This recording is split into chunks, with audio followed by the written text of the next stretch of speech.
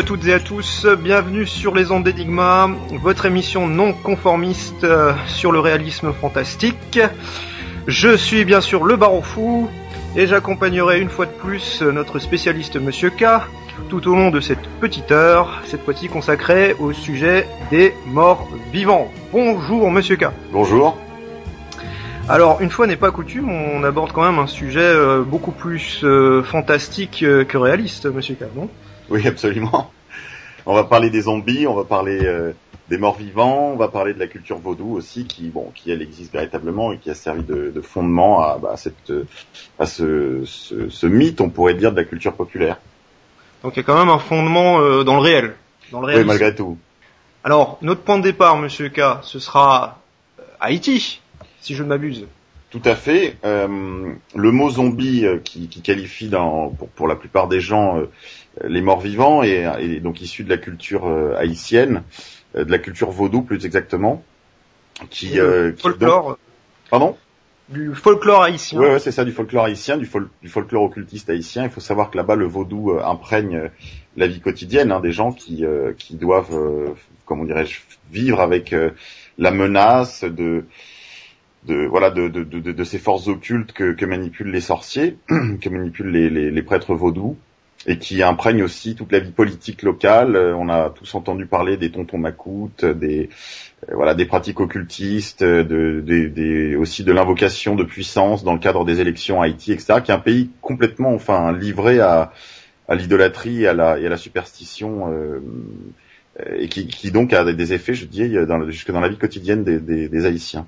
Alors, il faut savoir que le vaudouisme n'est pas né dans les Caraïbes. Il est le fruit d'un syncrétisme entre des religions africaines fétichistes, le fétichisme africain d'une part. Ah. Tu viens de préciser parce que le terme est un peu. qui vient lui-même, qui trouve sa racine donc dans les royaumes béninois et togolais. C'est l'idolâtrie, donc une idole. En bois peut-être, en pierre, c'est ça quoi. À la base. Tout à fait. Ce sont des dieux anciens de l'Afrique de l'Ouest, donc du Bénin, qui en réalité l'ancien Bénin est un véritable empire, si vous voulez, qui n'a rien à voir avec le Bénin contemporain, et dans lequel vous avez des centaines de royautés qui donc pratiquaient un culte, disons totémiste, si on veut. Et qui donc avec le départ, avec les mouvements de population fruits de l'esclavage, ont emmené, dans les Amériques, ont emmené avec elles des pratiques de sorcellerie africaine qui se sont mêlées à la culture des colons, qui était une culture catholique, puisque ce sont des colonies espagnoles à l'origine, très une colonie française aussi, était une colonie française, donc catholique également. Et donc, on retrouve d'ailleurs des pratiques tout à fait similaires dans l'ensemble des Caraïbes et jusque sur le continent américain, puisqu'on trouve la santeria à Cuba, on trouve des formes très semblables aussi dans le Yucatan au Mexique, qui est donc la partie Caraïbe du Mexique, qui elles se sont mêlées, puisqu'il y avait une très légère présence d'origine africaine, qui s'est mêlée alors pour le coup avec des cultures indiennes héritières des Mayas et des Toltecs.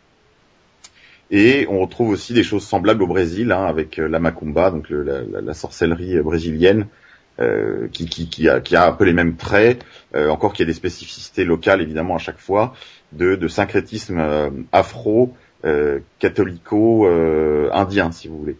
Et donc c'est dans le folklore haïtien, il y a cette figure très très étrange, très marquante du zombie. Donc cette figure du zombie provient d'une pratique tout à fait particulière qui est donc procède par un empoisonnement de la victime. Mais avant tout, Monsieur K, mais qu'est-ce qu'un zombie ? C'est un zombie, c'est ça, c'est un être qui a l'air d'être revenu d'entre les morts, puisque la victime du sort de l'ensorcellement supposé par le prêtre zombie, en fait, son état végétatif, si vous voulez, c'est-à-dire que c'est une personne qui marche, qui se nourrit, mais qui ne parle plus, qui a les yeux dans le vague, qui est incapable de faire quoi que ce soit par elle-même, mais qui peut être mue par la volonté d'une autre personne qui lui donne des ordres et qu'elle exécute. Donc qui serait dans la culture haïtienne, qui serait encore vivant, mais avec certaines fonctions amoindries. Oui. Amoindries. En fait, voilà, c'est tout à fait ça. C'est-à-dire que c'est une personne qui a tous les aspects d'un mort, c'est-à-dire qu'il n'a pas de vie propre. Il n'a plus de volonté, il n'a plus de conscience non plus en un sens où il peut pas, voilà, revenir sur lui-même, parler, etc. Il est mu quasiment comme une chose. Oui, donc ils sont manipulés comme par un démiurge extérieur, quoi, le fameux prêtre zombie, comme tu le disais. Alors ça, c'est ce que veut le folklore. La réalité, c'est qu'en fait, ils sont sujets, voilà, aux caprices de leurs proches. Parce que la personne donc qui se trouve dans cet état, en fait, revenue d'une certaine manière d'entre les morts, puisqu'elle est l'objet d'un empoisonnement par une plante, par une décoction tout à fait particulière, voilà, dont la recette est secrète, si vous voulez, et qui produit en fait une mort clinique qui asphyxie le cerveau. C'est-à-dire que les fonctions vitales sont empêchées le temps, en fait, de détériorer le cerveau suffisamment pour que la personne, dans le cas où elle reviendrait à la vie, en fait, se trouve dans cet état végétatif. Très intéressant. Ça, c'est le véritable zombie d'un point de vue, je dirais presque scientifique. Voilà, c'est cliniquement un zombie, c'est ça. Mais évidemment, il y a tout un folklore qui est véhiculé autour de cette figure, et certains sont portés à croire qu'il s'agit véritablement de gens qui sont revenus d'entre les morts et qui n'ont plus d'âme.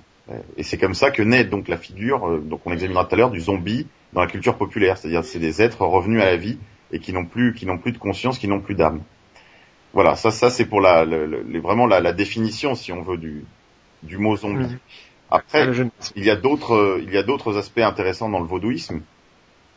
La France connaît assez bien ça, puisque Haïti était la première colonie à connaître son indépendance, mais c'était aussi une des premières colonies françaises. Donc on a des liens très anciens, et les ethnographes, les collectionneurs, les universitaires connaissent très bien la culture haïtienne, et pour certains d'entre eux la culture vaudou. Et c'est un culte en fait qui a renommé, si vous voulez, des dieux africains, qu'il a été possible de réidentifier sous les figures, sous les totems que fabriquent les Haïtiens. D'ailleurs, il y a pas très longtemps à Paris une exposition au Grand Palais, je crois, sur l'art vaudou. Bon, ce sont de véritables horreurs, pour les occultistes un peu autorisés qui se sont penchés sur les différentes formes de sociétés secrètes, de sociétés initiatiques, de sociétés rituelles. Eh bien, on peut dire que le vaudouisme est vraiment peut-être une des formes les plus dégradées, les plus primaires, les plus sombres aussi, disons des cultures entre guillemets traditionnelles. Voilà. D'accord, de l'art dégénéré, quoi. Entre guillemets. Clairement. Alors les figures sont terrifiantes, elles sont aussi très laides, les dieux en question. Et puis le climat général qui tourne autour du culte vaudou est quand même très sinistre. Le macabre. Il n'y a absolument rien de véritablement spirituel. Et le seul ressort en fait de cette sorcellerie, c'est la quête du pouvoir. Comme dans beaucoup de cas, d'ailleurs dans la sorcellerie africaine, c'est comme dans tous les cas de sorcellerie en fait. Mais particulièrement concernant les mondes africains, il y a très peu d'éléments, je dirais, authentiquement spirituels dans ces cultures. On est vraiment là dans de la basse sorcellerie qui cherche toujours à nuire, à se protéger du sort du voisin. Les divinités elles-mêmes ont des attributs très souvent sexualisés. Voilà, c'est un environnement, disons spirituel pour aller vite, qui est quand même très très sombre, assez inquiétant. Et les gens qui, poussés par la curiosité, ont été initiés dans ce genre de culte, en reviennent souvent ébouriffés par, je dirais, la nature des activités qui s'y déroulent, c'est-à-dire principalement la consommation massive d'alcool et les pratiques sexuelles collectives, quoi. Mais j'aimerais juste revenir à ce que tu disais par rapport à la nature du vaudou profonde, c'est-à-dire un moyen de manipuler, un moyen de manipuler les masses, un moyen de se hisser vers les cercles de pouvoir.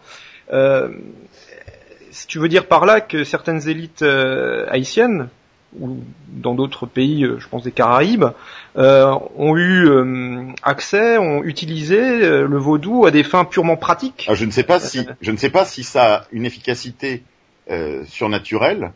Je crois que oui, parce qu'il y a quand même il y a des gens qui ont assisté à des manifestations tout à fait étonnantes, comme là par exemple la chevauchée des adeptes par les Lewa, donc qui sont les esprits, si tu veux, les esprits, enfin les divinités, en fait, sont appelés pendant les rituels où il y a donc cette consommation massive d'alcool, des pratiques sexuelles ou en tout cas des lances très lascives, de la musique, voilà, très très sommaire, tam-tam et etc. Ah oui.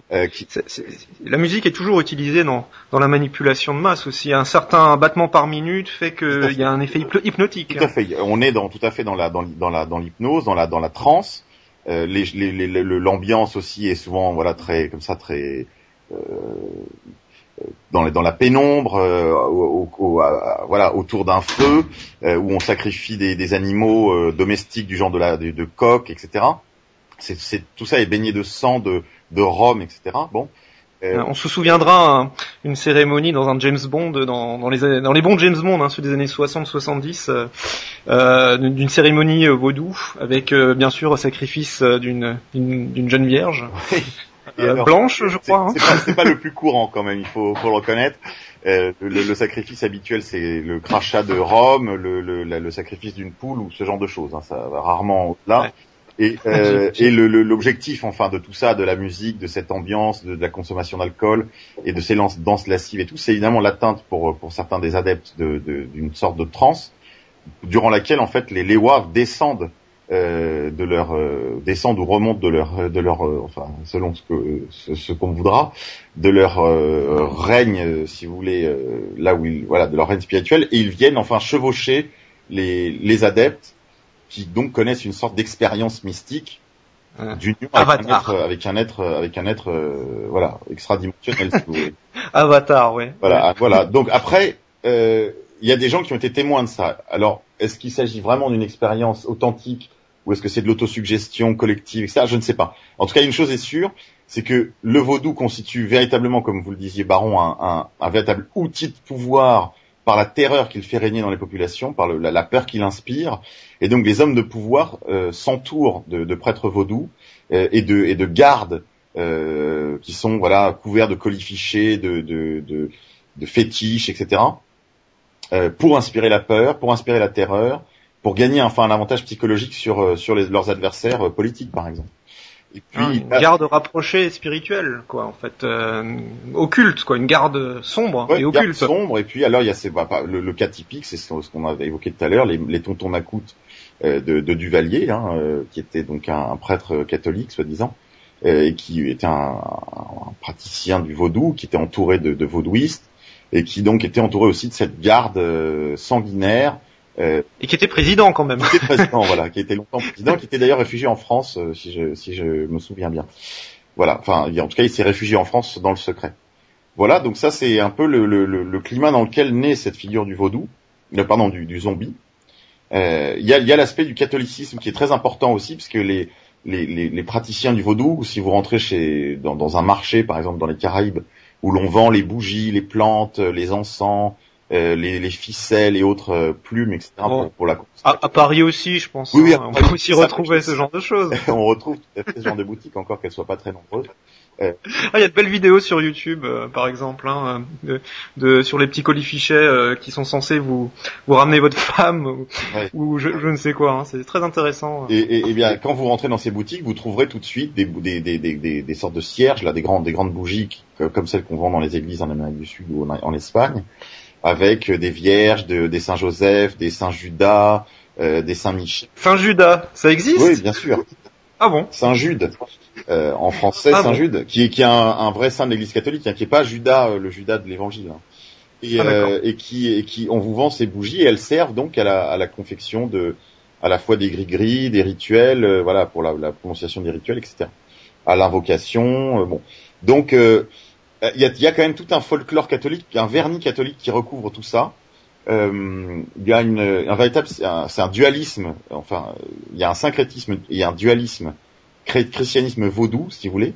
C'est-à-dire qu'ils sont tous à la fois vaudous et chrétiens.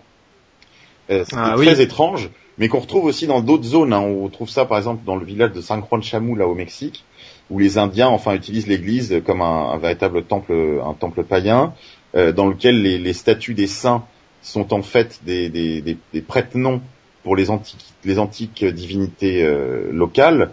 Et on y pratique des rituels d'ensorcellement, on fabrique des filtres d'amour, après il y a tout problème de la sexualité est très présent dans tout ça, hein. C'est une des demandes principales qui est faite aux marabouts et autres sorciers de ce genre. Donc voilà, c'est très étrange, il y a un côté très exotique, c'est très déroutant, enfin voilà. Et revenons-en, si tu veux bien, Monsieur K, au Lewa.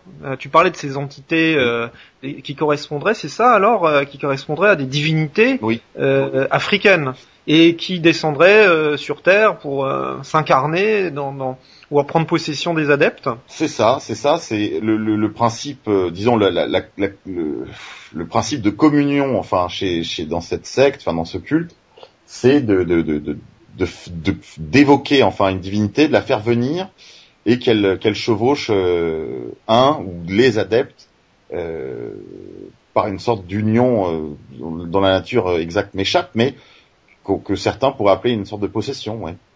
Oui, c'est chevaucher, possession, quoi, en fait. Hein. Et le baron samedi, parce que quand même, un autre baron. Oui, un autre baron, c'est une des figures les plus connues. C'est un des Lewa les plus connus. Il y a des hiérarchies. Hein. Je dois reconnaître que je suis pas un spécialiste des hiérarchies des Lewa et des divinités vaudou, mais le baron samedi en est une. C'en est une d'ailleurs une des plus sinistres. Puisque on dit qu'il hante les cimetières et que lui sont dévoués les ghouls, donc qui sont un autre type de morts-vivants, qui sont des espèces qui ressembleraient un peu à Gollum, si vous voulez, ou à Eddie, la créature que l'on voit sur la couverture des albums d'Iron Maiden, est une sorte de ghoul. Elle hante les cimetières et elle se nourrit des ossements des morts, voilà. La goule issue directement du folklore arabe, hein, si je ne m'abuse. Tout à fait. Et perse. Hein. Pas très solaire, hein, le baron samedi. Hein. Non, on fait moins qu'on puisse dire. Et voilà. Après, il y a d'autres. Ça me fait penser à d'autres types de morts-vivants qu'on n'évoquera pas vraiment lors de cette émission, si ce n'est à titre, juste pour les signaler. Il y a la goule qu'on vient d'évoquer, il y a la liche, qui est d'un autre genre, elle, qui est un mort-vivant, c'est un roi des anciens temps qui choisit de traverser la mort et de survivre à sa mort. Et donc il se fait ôter le cœur de son vivant, le cœur qui est le centre vital qui permettra de mettre fin à la vie de la liche pour le pro-chevalier qui voudra l'affronter, et qui la plupart du temps est caché évidemment dans un endroit inaccessible et que seul connaît le niveau 32. Voilà. Le niveau 32, il faut assez de points d'expérience. Il faut énormément de points d'XP et il faut des gros billes pour muter les gouttes. Voilà. Mais donc voilà, c'est une chose aussi qu'on retrouvera tout à l'heure dans la culture populaire, en particulier dans les jeux de rôle. Ça, c'est un autre type de mort-vivant qui est plutôt présent exclusivement dans certains contes ou qui a refait son apparition, par le biais de la culture du jeu de rôle. Il y a la momie aussi, qui est une des grandes figures du cinéma de la série Z quand même, hein, la momie. Une superbe trilogie, je crois. Hein. C'était la trilogie de la momie, celle des années 2000, pas mal. Le 1 surtout. Hein. Qui était très inspiré des pulp fiction des années 50-60 américaines, où le thème de la momie, l'explorateur de type Indiana Jones avec le chapeau, le fouet et la blonde à gros seins. Inspiré de Autoran quand même. Hein. Ah oui, j'ai écouté. Oui, en partie inspiré d'Autoran. Intéressant, mais je crois que l'ésotérisme nazi et etc. a beaucoup inspiré la culture pop américaine des années 50. On consacrera une émission à tout ça. Hein. Oui, je l'espère bien. Donc il y a la momie, hein, donc l'explorateur des années 20, 30, des années 10, 20, 30, hein, un peu à l'image du lord anglais qui avait découvert la tombe de Toutankhamon avec toute le mythologie que ça véhicule. Il y a cette idée que l'empereur, le pharaon, n'est-ce pas, justement un peu comme les liches, à qui on a enlevé les viscères, qu'on en a préparé selon des rituels tout à fait particuliers de haute magie égyptienne. eh bien, se prépare justement à traverser la mort et à voilà, traverser les siècles en fait, puisque c'est ça la grande idée de la religion égyptienne, c'est de survivre à la mort, de traverser les siècles, d'où la nécessité évidemment des pyramides comme bâtiments de pierre destinés à défier le temps. Eh bien, c'est tout cet enjeu, je dirais, authentiquement religieux qu'avaient les Égyptiens dans la culture populaire va prendre la figure de la momie, c'est-à-dire voilà le pharaon revient, mais alors il revient avec ses bandelettes pendantes et sa gueule de vieux biscuit périmé. Donc voilà, c'est un peu la grande figure aussi très série Z, très Pulp Fiction de mort-vivant qui est sympathique, mais qui moi, je vous l'avoue, n'a pas beaucoup retenu mon attention et ne me passionne pas. Mais je suis sûr qu'il y a des gens dont c'est la véritable religion. Moi, ma religion, c'est le zombie pop. Moi, ma religion, c'est le zombie pop. Ouais, on l'avait pas encore fait. C'est le zombie de culture pop, quoi. C'est le zombie de films de mort-vivant. C'est le zombie dans les films de Romero. Ah oui, Romero, effectivement, avec son film La Nuit des Morts Vivants en 1960, c'était dans les années 60. Tout à fait, il y en a d'autres, il y a le film de la Hammer. Ouais, tout à fait, il y en a d'autres qui m'échappent, là, dont les titres m'échappent, il y en a plein d'autres, de Romero, le dernier en date dans lequel il a plus ou moins mis la main, c'était L'Armée des Morts Vivants, c'est en anglais Land of the Dead, qui est très bien. Qui est un très créatif, justement, qui rompt un peu avec certains des clichés du mort-vivant, puisque les morts-vivants dans ce film-là assez tardif apprennent des choses, ils finissent par comprendre des choses, donc ils sont pas complètement zombies. Mais il y a des tas de films de morts-vivants qui existent, qui sont disponibles. Enfin maintenant que ils ont fermé les plateformes de partage, il est difficile de se les procurer. J'avais moi-même d'ailleurs l'intention de donner des adresses URL. Et puis ne surtout pas aller sur Redlist, voilà. Par exemple, ce genre de site à bannir. Ne surtout pas aller sur Redlist. Et les URL des films, les titres m'échappent parce que j'en ai vu véritablement des centaines.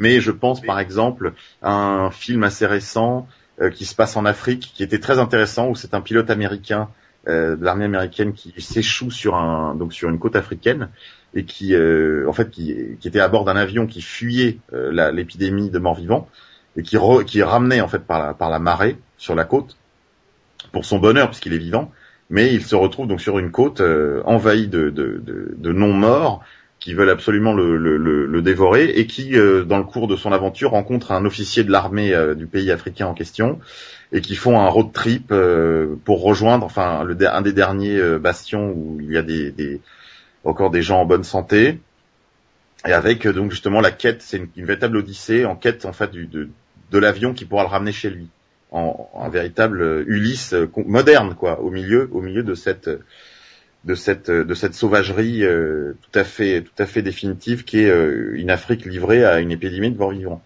C'est un des films de morts-vivants les plus intéressants que j'ai vus. Son titre m'échappe là, mais les auditeurs sauront le retrouver. Mais c'est un des films les plus intéressants parce que justement ça se passe en Afrique, c'est très décalé par rapport au code du film de mort-vivant habituel.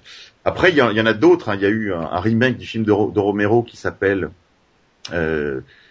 c'est lequel c'était déjà, qui se passe dans un mall, enfin c'est pas un supermarché mais dans un centre commercial. Oui, c'est le numéro 2. Voilà. Ça m'échappe encore une fois, mais c'est le deuxième de la trilogie des morts vivants. Tout à fait, qui a été donc retourné, enfin on a fait un remake récemment dans fin des années 2000 et qui pose plein de questions sur la génération, par exemple. Il y a une femme enceinte qui à un moment donné est mordue, donc son enfant qui va venir est lui-même est déjà mort-vivant. Ça se passe dans un centre commercial, donc immédiatement est posée la question de la société de consommation, puisque tout est là, tout est à disposition, les armes, les vêtements, la nourriture, etc. Et en fait, c'est le meilleur endroit, pense-t-il, pour survivre. Eh ben non. À l'épidémie, puisque justement il y a tout. Parce que tout le monde vient en fait, d'ailleurs dans le premier film, pas le remake des années 2000, dans le premier des années 70, On se souviendra de la bande de Hells Angels Tout à fait. qui assiège donc le supermarché. Lui-même assiégé à la base par les zombies. En fait, c'est ça, c'est une métaphore de la société de consommation. On croit tout avoir, mais encore faut-il le défendre. Ouais, ouais, tout à fait. Et puis il y a il y a les exclus et les plus exclus encore, quoi. Alors là, on voit bien, enfin, le côté mort-vivant. C'est vraiment on voit bien quoi, les populations white trash livrées à la drogue. Qui vivent dans des beaux mobil-homes, qui sont complètement au bord de la route, qui sont à l'abandon de la société américaine. Et les années 70, c'est vraiment la société de consommation qui commence à s'imposer partout dans le monde, dans la sphère américaine. Et déjà, dès les années 50, avec les beats, avec la génération beat, avec les beatniks, va naître un mouvement de rejet de cette société de consommation. Et les films de Romero, viennent renforcer un peu cette prise de conscience de la génération qui, elle, est beaucoup plus jeune, certes, mais qui continuera, cette critique de la société de consommation dans la contre-culture et qui débouchera finalement sur le flower power et tout ça, qui est pas forcément le message qui est véhiculé par les films de mort-vivant, plutôt le contraire, parce qu'en fait, le héros dans le film de mort-vivant, c'est quoi? La plupart du temps, c'est un type plutôt seul, ou alors un petit groupe, un petit nombre d'individus contrastés, qui cherchent à survivre et qui ont plutôt un profil comme ceux que pouvait décrire Philippe K. Dick lui-même dans sa littérature de science-fiction, c'est-à-dire petit propriétaire ou petit employé ou classe moyenne attaché l'homme de la rue, quoi. L'homme de la rue, un peu comme le gars qu'on voit dans le film la chute, hein, le type qui pète les plombs et qui s'empare d'un flingue et qui traverse tout Los Angeles et qui laisse derrière lui une véritable traînée de poudre. Voilà, c'est un peu je crois pas que c'est la chute. Non, ça peut être. Me semble que c'est autre chose le nom du film. Peut-être. Non. Par contre, vous voyez, c'est avec Michael Douglas, vous voyez bien. Oui, c'est Michael Douglas, effectivement. On va retrouver. Par contre, moi, j'ai retrouvé le film avec le film de zombies tourné en Afrique qui s'appelle The Dead. The Dead, les morts. Exactement. Extraordinaire. C'est un des meilleurs films de morts-vivants disponibles actuellement. Vraiment, je recommande vivement ce film. Après, il y a d'autres films de morts-vivants qui ont un intérêt. C'est par exemple même si c'est pas exactement des morts-vivants, mais c'est très très voisin. C'est 28 jours plus tard. 28 jours plus tard, qui est vraiment un chef-d'œuvre du genre, avec toujours la même chose, c'est-à-dire un jeune homme qui se réveille à l'hôpital et qui se réveille dans un Londres abandonné, qui voit des valises de billets avec des centaines de milliers de livres dans une ville vide, absolument vide d'habitants, qui se promène comme ça en pyjama d'hôpital dans les premières scènes, dans un Londres dévasté, vraiment des scènes de guerre civile, comme si on était venu après une guerre civile et qu'il n'y avait plus personne, avec les autobus renversés, des chars au milieu de la rue, des billets, plein les rues qui sont là balayés par le vent. C'est vraiment des scènes d'apocalypse. Et le type est tout seul. Et c'est vraiment, ça pose la question, voilà, moi ça me fait penser immédiatement à un titre d'un livre d'Evola. Les hommes au milieu des ruines. C'est un peu ça l'ambiance du film de mort-vivant. C'est l'homme seul en fait face à la brutalité d'un monde hostile en fait. Voilà, on va se faire une petite pause, un petit break musical de circonstance avec le titre She's a Zombie Now des Meteors.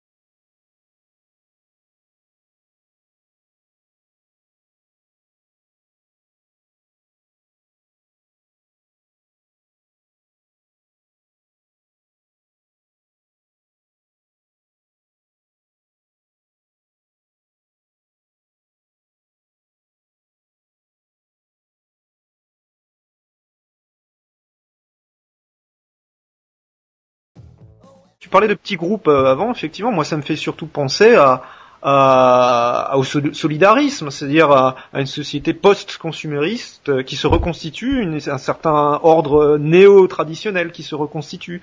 C'est-à-dire les gens ont besoin chacun des autres pour survivre. Tout à fait. Ce qui est très intéressant dans le film de Mort-Vivant, c'est qu'en fait, si on regarde le sens profond du film de Mort-Vivant, le sens profond du film de Mort-Vivant, c'est quoi? C'est la situation est telle, c'est-à-dire que la plupart du temps, l'épidémie se déclenche par un élément banal, je dirais, dans le monde dans lequel nous vivons aujourd'hui. C'est-à-dire que ça peut être comme dans 28 jours plus tard une maladie qui est libérée par des membres du Front de libération animale, le Animal Liberation Front, qui libère des singes qui ont été inoculés avec une sorte de rage tout à fait particulière, on suppose que c'est des recherches militaires.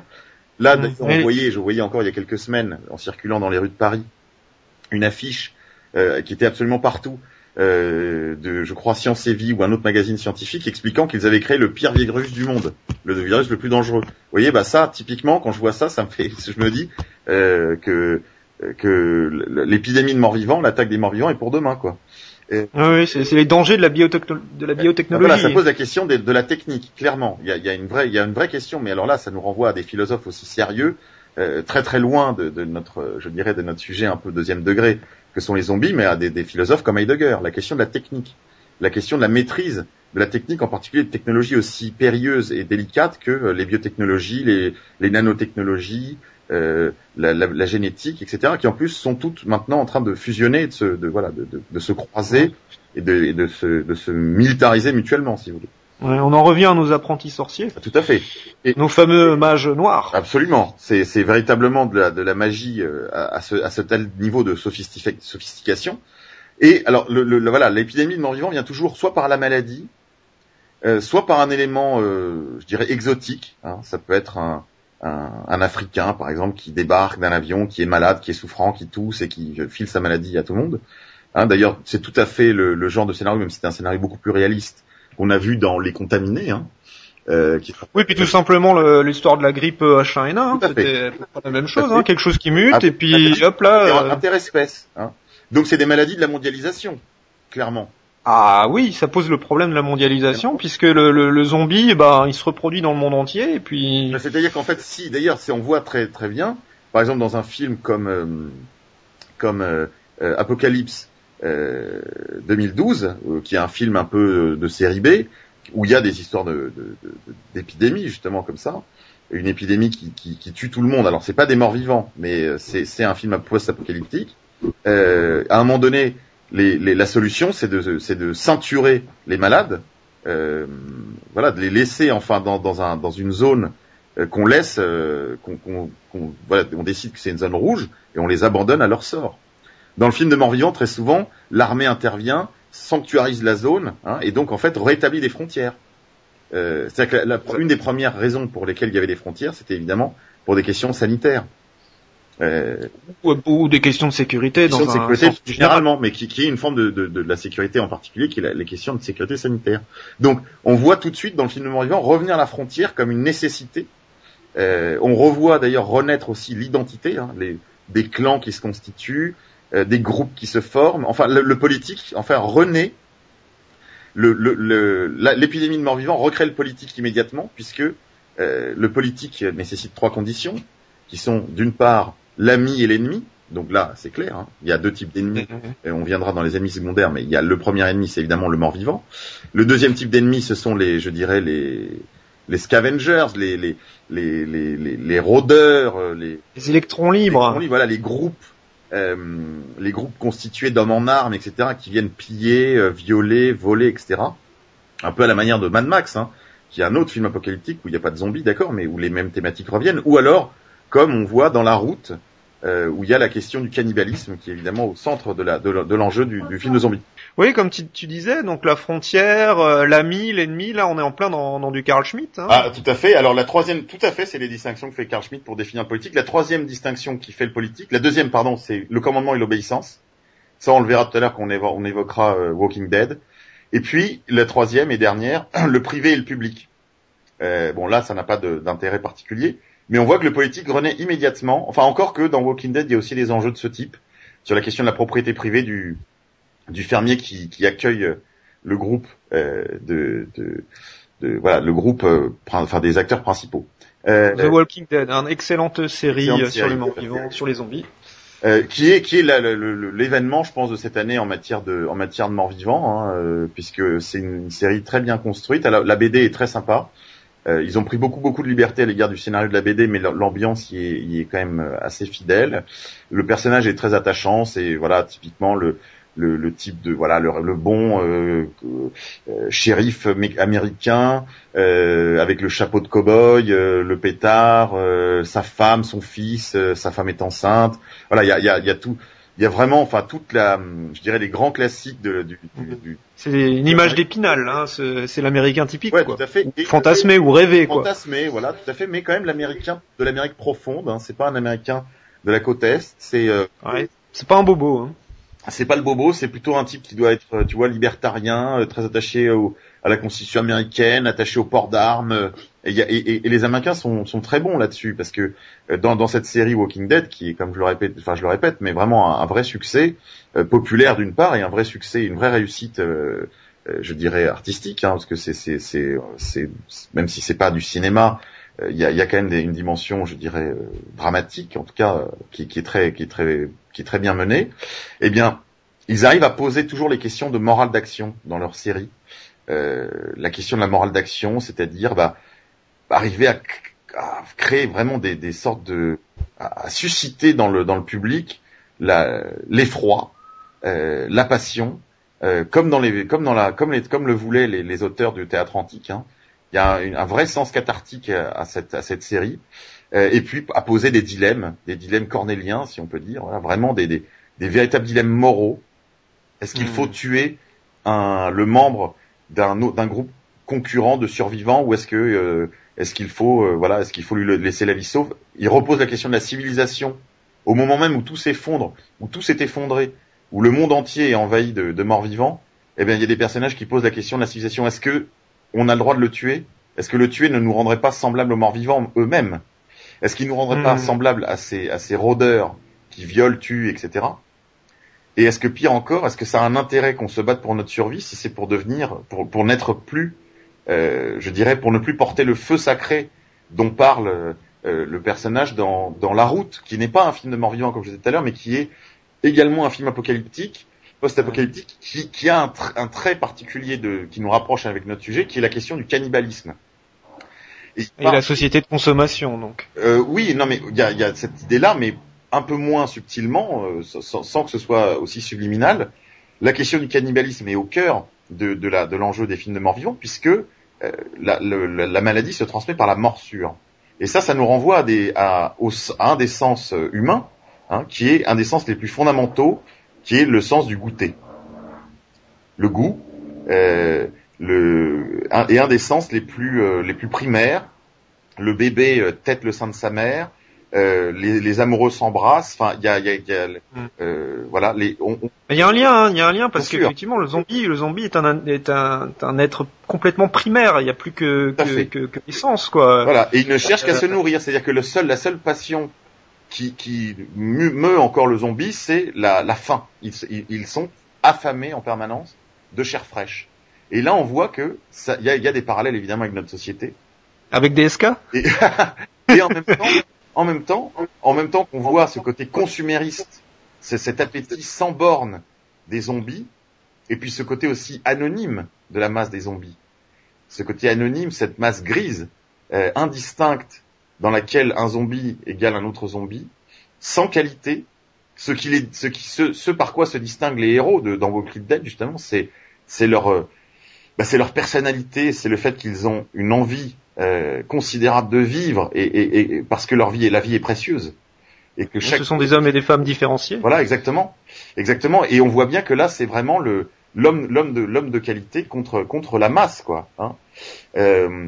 On est en plein Evola là, avec le feu sacré. Non, mais ça renvoie le zombie, c'est l'homme sans qualité, mais c'est l'homme gris. D'ailleurs, on en parlera. Le dernier homme de Nietzsche, quoi.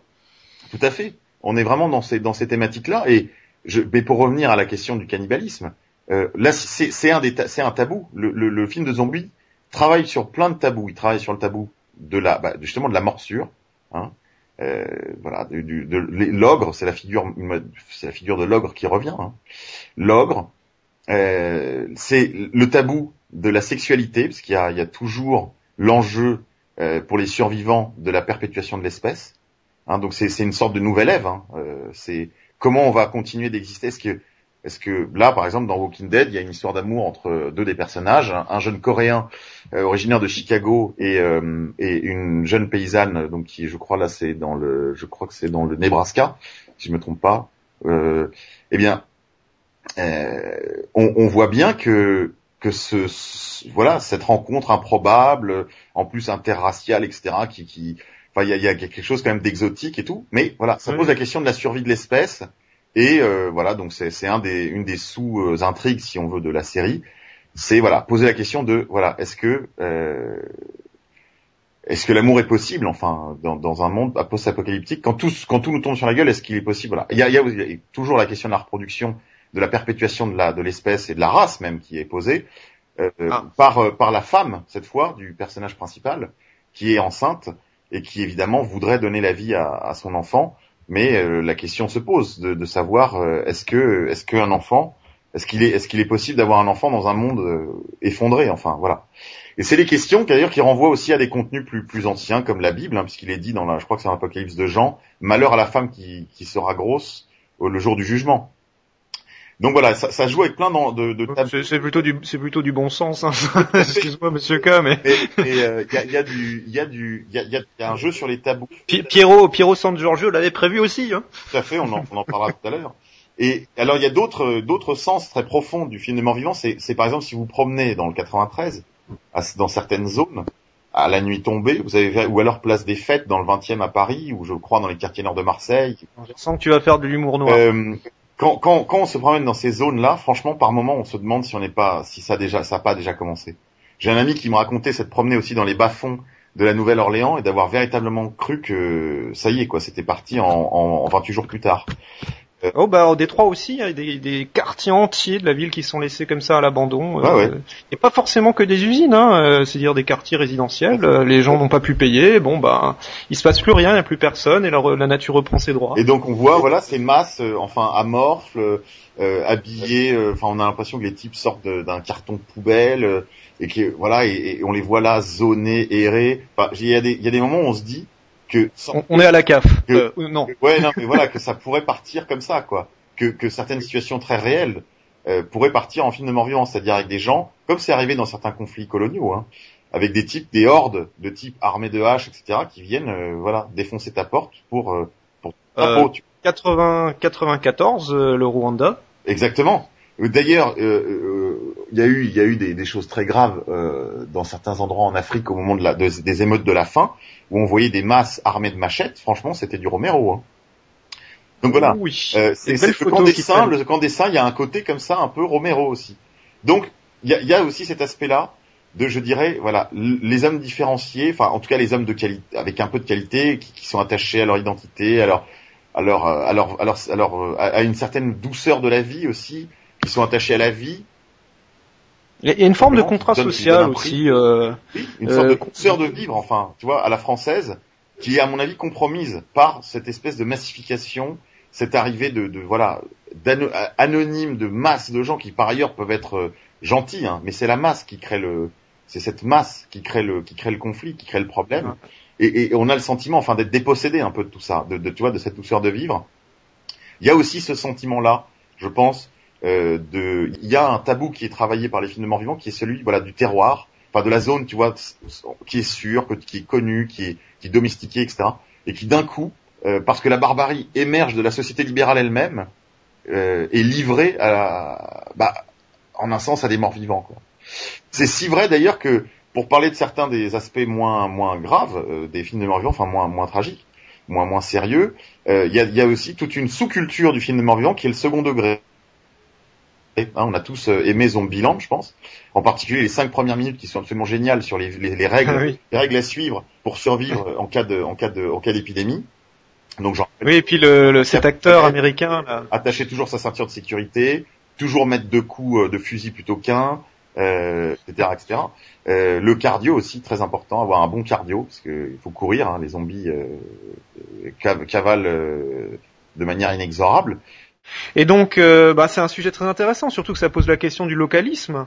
Oui, j'ai dit tout à l'heure, le zombie, enfin l'épidémie commence très souvent suite à une maladie ou à une épidémie qui pose immédiatement la question de la frontière et qui pose en amont encore la question de la mondialisation. C'est-à-dire que les épidémies du type comme celle qui est décrite dans l'armée des 12 singes, même si c'est pas un film de mort-vivant, ça pourrait être un virus de type, 28 jours plus tard.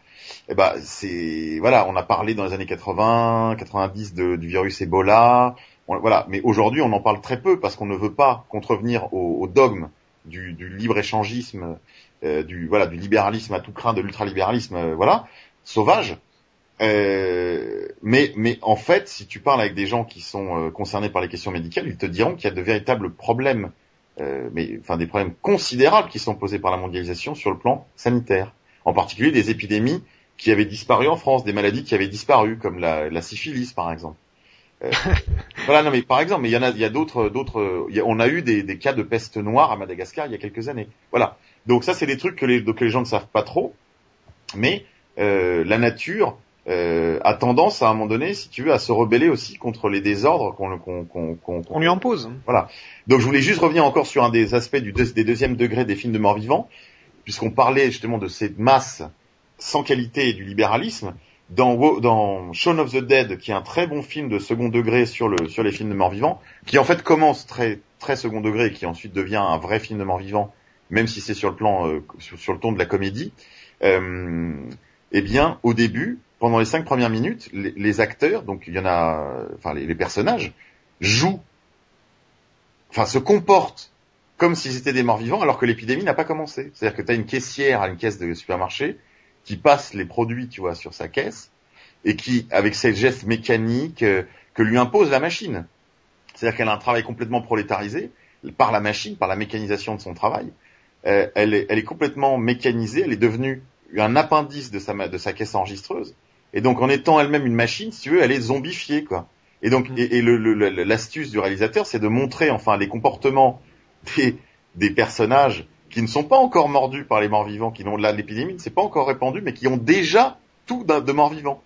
Et ça, c'est très drôle. Et on va un cran au-dessus, j'ai envie de dire. C'est-à-dire qu'en fait, nous sommes déjà dans Romero, si tu veux. C'est-à-dire que nous sommes déjà morts. C'est ce qu'écrivait l'excellent Philippe Muret en parlant de la question de l'islamisme, en parlant des kamikazes. Il disait, mais chers kamikazes, ça ne sert à rien de venir vous tuer dans nos autobus ou vous faire sauter dans nos stations de RER. Nous sommes morts. Nous sommes plus morts que vous. Oui.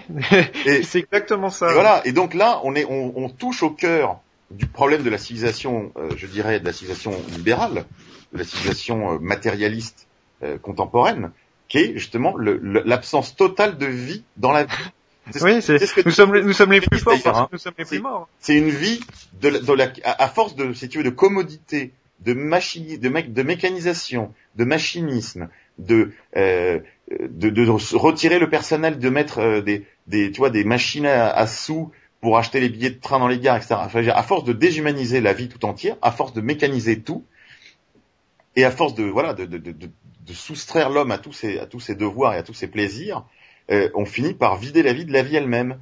C'est ce que disaient les situationnistes, et je pense que c'est ça le message profond du film Le Mort-Vivant.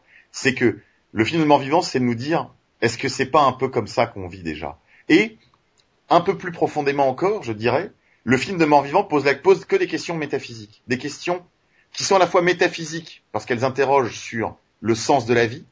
Si tout devient impossible, je veux dire, si la vie moderne devient impossible, si on retourne aux fondamentaux de la vie humaine, donc à sa fragilité, à sa complexité, à la difficulté de se procurer nourriture, abri, chauffage, vêture, armes, et voilà, parce qu'en fait, les morts-vivants posent tout de suite la question de la survie.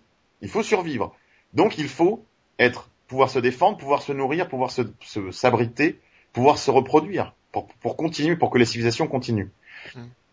Or, le lien social. Ces choses qui sont à la fois très basiques, très très primaires, l'alimentation, le chauffage, l'abri, la reproduction, ces choses très primaires, posent immédiatement des questions beaucoup plus profondes, qui sont les questions du sens de la vie. C'est en ce sens que les films de morts vivants posent à la fois des questions de la survie, des questions très basiques, des fondamentaux de la vie, et en même temps des questions du sens de la vie, et qui donc là nous amènent plus sur le terrain de la philosophie, de la métaphysique, voire de la spiritualité. Parce que un film comme La Route, encore une fois, même si c'est pas un film de mort vivant, vraiment il y a une telle beauté dans l'écriture du roman d'une part et dans la manière dont le film a été fidèle au roman que on est entraîné enfin à s'interroger sur sur le sens de la vie pour eux et partant un peu pour nous aussi, tu vois. Voilà, n'attendons pas que ce soit Le Camp des Saints ou un film à la Romero, que ce soit l'Armée des Morts pour commencer à se poser ce genre de questions. Il faut qu'on commence dès à présent à sortir un peu la tête du guidon et justement à retrouver le goût des choses, parce que lorsqu'elles nous auront quittés, lorsque le confort nous aura quittés peut-être demain, eh bien il sera trop tard et nous serons juste baignés d'une énorme nostalgie. Mais nous n'aurons pas profité. Voilà, je crois qu'il faut qu'on apprenne à avoir une grande capacité au bonheur. Ou alors, tu disais, mais ou alors on se comportera comme des zombies, hein, c'est-à-dire en train de bouffer nos propres contemporains, nos propres semblables. On va s'entremanger. C'est ça, et ça c'est ma grande crainte. Et ça c'est un peu la leçon, je dirais, de toute cette réflexion, si tu veux, sur un sujet qui est quand même très léger, hein, qui est le film de mort vivant, question des zombies et tout. On est quand même dans une situation aujourd'hui, en France, en Europe, qui est une situation quand même pré-insurrectionnelle, et clairement, en tout cas, une situation pré-catastrophe. C'est-à-dire que les catastrophes s'accumulent devant nous, hein, c'est ce que raconte Piero San Giorgio dans son ouvrage assez utile que je recommande aux auditeurs, qui s'appelle Survivre à l'effondrement économique, aux éditions Le Retour aux sources, qui est un manuel très utile pour se préparer à ce qui nous pend au nez. Je dis pas très pratique. Hein. Je dis pas que oui, c'est très pratique. Je dis pas que ça va forcément arriver, mais je dis que c'est le scénario catastrophe, mais que le pire n'est jamais sûr. Donc il faut se préparer à ce genre d'éventualité. La situation de la France et de l'Europe est quand même très inquiétante. La grande affaire là maintenant, ça va être la dette étatique, hein, la dette des États, auquel il faut ajouter la dette privée, plus la dette des entreprises, plus les retraites, etc. Donc on est dans une situation où le système économique est au bord du collapsus. Il n'est pas impossible que des gens se retrouvent véritablement sans rien, et qu'ils commencent justement à former des groupes, je dirais, de mandrins, enfin de malandrins, qui écumeront les campagnes et les banlieues à la recherche de leur pitance. Donc, voilà, le film de mort-vivant, c'est un peu un chemin, je dirais, anodin pour conduire nos contemporains à poser la question de ce qui est important d'abord, de ce qui est important pour nous, hein, du sens de la vie, de l'attitude à la vie. Hein, on en a un peu parlé tout à l'heure en parlant de Walking Dead, qui est une très belle série. Et ben on a des exemples de gens qui justement font face aux situations pour le bien des leurs, hein, pour le service des leurs. Oui, ça pose la question du lien social, de la redécouverte du lien social, du vivre ensemble, du vrai vivre ensemble. Ouais, du vivre ensemble, pas du respect comme on dit en banlieue ou dans les ministères. Mais surtout du vivre ensemble version républicaine. Non, c'est le vivre ensemble au sens d'Aristote, c'est-à-dire du politique. Oui, là, voilà. Comment on refait une communauté par la nécessité même que nous imposent les conditions extérieures. C'est poser la question de ce qui est essentiel, c'est-à-dire ce qui fait sens, et poser la question de ce qui est fondamental, c'est-à-dire de ce qui est nécessaire. En plus, voilà, porteur d'une éthique un peu, comme dirais-je, sudiste et spartiate, on pourrait dire, voilà, il nous faut une vie bonne, une vie agréable, mais il nous faut aussi une vie sobre. Hein. Il faut rompre dès à présent avec cette société de consommation qui, de toute façon, est condamnée à la disparition. Et le jour où elle disparaîtra, ceux qui se seront accoutumés à se passer du superflu, et qui se sont aussi accoutumés à goûter l'essentiel, et ben ceux-là traverseront la crise sans s'en rendre compte, vraiment. Voilà, parce qu'ils y seront prêts, quoi. Et surtout, et la dernière chose que j'ai envie de dire, Baron, c'est il faut aussi se préparer sur le plan moral, sur le plan éthique, sur le plan des principes. Et pour ça, il faut aller chercher des exemples dans le passé ou dans la littérature ou dans la fiction, Et je crois que c'est aussi une manière de toucher les plus jeunes que de leur offrir de beaux modèles d'hommes debout au milieu des ruines. Voilà. Alors, oui, il y a deux choses dont je voulais parler également. Deux ouvrages. Le premier qui est donc un ouvrage de recherche en sciences sociales de Jean et John Komarov aux éditions Les Prairies Ordinaires, qui est une maison d'édition plutôt d'extrême gauche qui a produit des livres assez intéressants ces dernières années et qui s'intitule Zombies et frontières à l'ère néolibérale, le cas de l'Afrique du Sud post-apartheid. Et donc ces deux chercheurs en fait décrivent les causes et les mécanismes de la violence de la transition néolibérale et ils prennent le cas sud-africain comme justement laboratoire de ce qu'est en train de devenir le monde et en particulier le monde du Sud avant que tout cela ne finisse de tout à fait contaminer l'ensemble de la planète. Et ils expliquent dans ce livre assez malin que le zombie en fait est la figure du capitalisme néolibéral actuel, un capitalisme fondé sur une économie de prédation, sur une forme de cannibalisme, puisque on y voit se développer des modèles économiques fondés sur la volonté de s'enrichir sans effort, la volonté de s'enrichir sans travailler et sans produire aussi, et surtout de cette économie déterritorialisée qui, puisque le travail n'est plus inscrit dans un lieu et que également on peut vendre son corps organe par organe, comme c'est le cas en Afrique du Sud. Et donc ils disent, les zombies sont les plus flexibles et les moins protestataires des ouvriers. Leur disponibilité représente le comble de la main-d'œuvre en régime néolibéral. Voilà. Et donc ce livre fait une analyse assez maligne sur la base de ce mythe populaire du zombie, du monde vers lequel on va et dont la crise financière n'aurait été que le dernier avatar. Voilà, le deuxième livre dont je voulais parler, c'était un livre de Max Brooks, qui est un véritable best-seller aux États-Unis, qui s'intitule Guide de survie en territoire zombie. Ce livre peut vous sauver la vie. Et ce livre complète utilement les conseils de Piero San Giorgio dans son livre, lui aussi best-seller, puisqu'il en a vendu plus de 50 000 exemplaires, Survivre à l'effondrement économique aux éditions Le Retour aux sources. Eh bien, vous avez compris, chers auditeurs, le mot d'ordre de cette émission, c'est désombifiez-vous. Merci encore une fois, Monsieur K, pour ce sujet un peu léger, mais on reprend. Donc on va reprendre sur cette émission qui est légère certes, mais ô combien intéressante en métaphore. J'espère que beaucoup d'entre vous auront compris nos messages. En tout cas, pour moi, je vous dis à la prochaine. Hissez le drapeau noir à tête de mort et à bientôt les pirates.